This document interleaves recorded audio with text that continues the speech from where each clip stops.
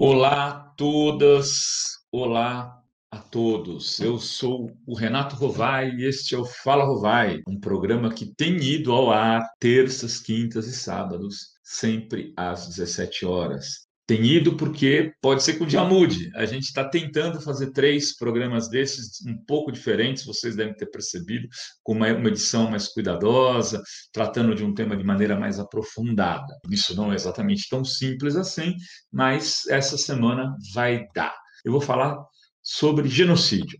Vou tentar responder esse título. Bolsonaro é genocida? O que é genocídio do ponto de vista histórico? Então, para a gente. Por que a gente está falando disso?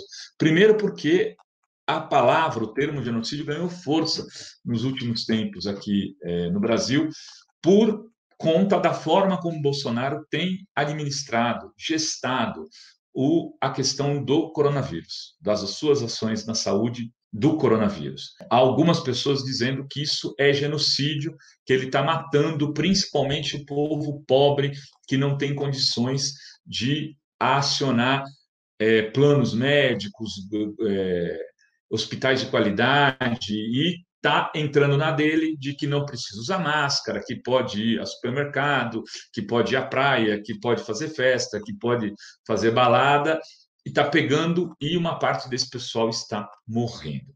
Enfim, ganhou mais importância ainda porque o Gilmar Mendes, ministro do Supremo Tribunal Federal, o Gilmarzão, falou o seguinte: o Exército está se associando a esse genocídio. Falou porque o Exército, ao deixar o general da ativa no Ministério da Saúde, estaria fazendo com que a imagem de toda a instituição tivesse marcada por uma matança, por um genocídio. Ele não falou matança, ele falou genocídio.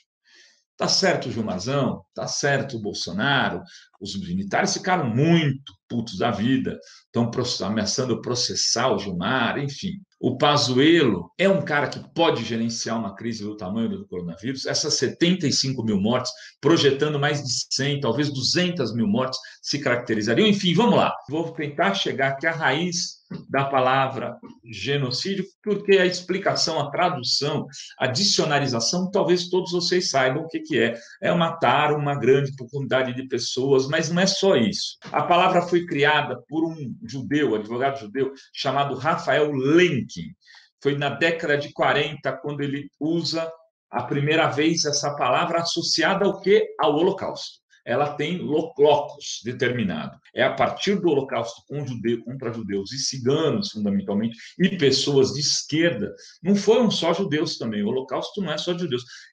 O Hitler dizimou populações inteiras de ciganos. Ele cita essa palavra num livro cujo título traduzido para o português é Domínio do Eixo na Europa ocupada. Axis Role in Occupied Europe. Domínio do eixo na Europa ocupada. E ele diz que os alemães cometeram genocídio porque se utilizaram de técnicas de morte, né, para atingir uma minoria ou um grupo específico. A palavra genocídio que ele criou viria do quê? Viria da uma mistura do grego com o latim.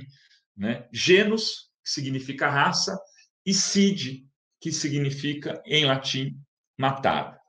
Raça em grego, né? Genus. Então, ele fez uma mistura, e criar palavras é uma coisa muito comum. A gente, às vezes, outro dia estava vendo aqui, Shakespeare criou uma centena de palavras. Né? Esse advogado judeu resolveu criar uma palavra para definir algo que ele não considerava um assassinato, uma mortandade, porque era algo muito específico. Era a eliminação de um segmento, de um povo, de alguma cultura muito, muito, muito específica. Quer dizer, então, que genocídio é só matar pessoas. É mais do que isso. É a eliminação de indivíduos que fazem parte de um grupo étnico, cultural, geográfico, etc.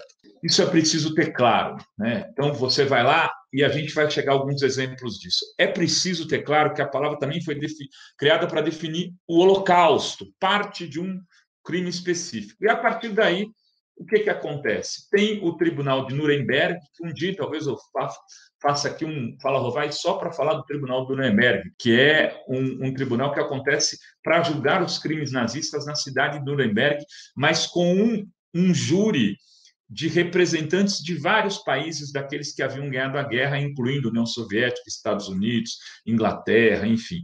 Ele se dá de novembro de 45 a outubro de 46. É quase um ano de tribunal, onde esses nazistas são condenados por crimes de guerra, incluindo aí o crime de genocídio. Percebem? A palavra, então, ganha força ali nesse tribunal. Esse tribunal de Nuremberg, ele acaba sendo o germe, o propulsor da criação do Tribunal Penal Internacional, que até hoje julga os crimes de genocídio. Uma boa parte da sede desses tribunais é a Haia, né, lá nos Países Baixos. Bom, de alguma maneira, o genocídio, então, é um crime que tem, muitas vezes, julgamentos internacionais. Não necessariamente precisa ser isso. E a gente tem exemplos, inclusive no Brasil, vou terminar contando essa história, de um crime específico contra uma população indígena que foi classificado pelo Supremo Tribunal Federal como crime de genocídio. Bom, o que a gente tem de genocídios aí, genocídios famosos? A Guerra da Bósnia. A Guerra da Bósnia é um, né, quando o crime tanto dos sérvios e dos croatas contra o movimento de independência da Bósnia, quando eles sufocaram aquela população e mataram milhares de pessoas. Ali, dois dos grandes líderes daquele movimento, tanto o croata quanto o sérvio, foram julgados, né? E dois deles ficaram famosos lá, que é o Radovan Karadzic e o Ratko Mladic. Enfim, foram os dois grandes líderes que foram julgados, um por 40 anos de prisão e o outro condenado à prisão perpétua. Crime de genocídio, em geral, dá nisso, né? É prisão perpétua, às vezes sentença de morte, isso em países onde a pena de morte é permitida. Tem também um recente, que muito se falou, foi cometido pelos belgas contra a população do Congo, porque recentemente os belgas, o primeiro-ministro belga pediu perdão por esse crime, que considera-se que pode ter matado mais de 10 milhões de congoleses. Isso no quê? Na colonização belga no Congo. Ai, se aqui não tivesse sido os portugueses, tivessem sido os belgas, os franceses. Vá ser congolês e ser colonizado pelos belgas. Vai ver o que foi o apartheid na África do Sul, feito pelos ingleses e pelos holandeses. Então, devagar com andor com Santa de Barro, os portugueses não eram piores, talvez nem melhores do que outros. Tem também casos mais recentes, como o de Ruanda, na década de 90, onde a população Tutsi foi quase dizimada, foram assassinados 800 mil Tutsis. Tem um filme, acho que é Hotel Ruanda, se eu não me engano o nome, um filme excelente, que trata desse massacre duro, muito duro, mas bom. E tem um massacre mais recente ainda de Myanmar, onde 20 mil pessoas foram mortas, 20 mil pessoas, um grupo étnico minoritário, se não me engano, islâmico, mas conhecido como Rohingya. Eu anotei o nome aqui, por isso que eu estou falando, que é um país predominantemente budista, sim, é uma etnia praticante do islamismo, é isso mesmo. E ali acredita-se que 20 mil pessoas foram assassinadas.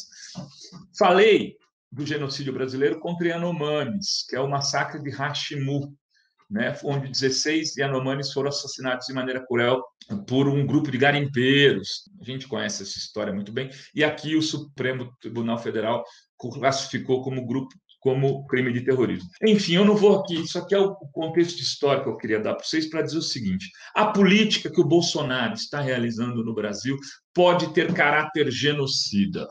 Por que o Rovai está falando caráter genocida e não é genocida? Porque ele não escolheu deliberadamente uma população, mas está matando fundamentalmente pessoas da periferia, pobres, negros e pessoas idosas. Então, tem sim um recorte dessa matança. E ela está aumentando sem parar, com eles colocando dinheiro embaixo da mesa, guardando, não entregando aos municípios e aos estados, que estão desesperadamente atuando contra este genocídio, essa política genocida, aliás, melhor dizendo. Então, Por isso, a gente pode classificar alguém que esteja no governo de genocida de antemão? Ainda não. A depender dos estragos que isso causa, de quantas pessoas isso venha a matar e de como essa política continue a ser conduzida, sim. Então, hoje a gente já tem uma política genocida sendo aplicada de forma deliberada por um presidente que considera essa política genocida o que há de melhor para fazer no momento, e por isso, sim, ele já pode ser até chamado de genocida. Mas ele é mas a classificação técnica, científica para isso, ainda as condições não estão dadas para dizer. E por que não? Porque a gente não pesquisou exatamente o que é a seletividade dessas mortes. Elas atendem a um fim específico. No momento que a gente conseguir demonstrar que houve sim uma intenção deliberada de matar um grupo específico, vai poder se dizer como classificar e culpabilizar e julgar o Bolsonaro e alguns dos integrantes do seu governo de genocidas. O que a gente precisa fazer é impedir que esse genocídio avance de maneira bem objetiva, essa é a primeira questão.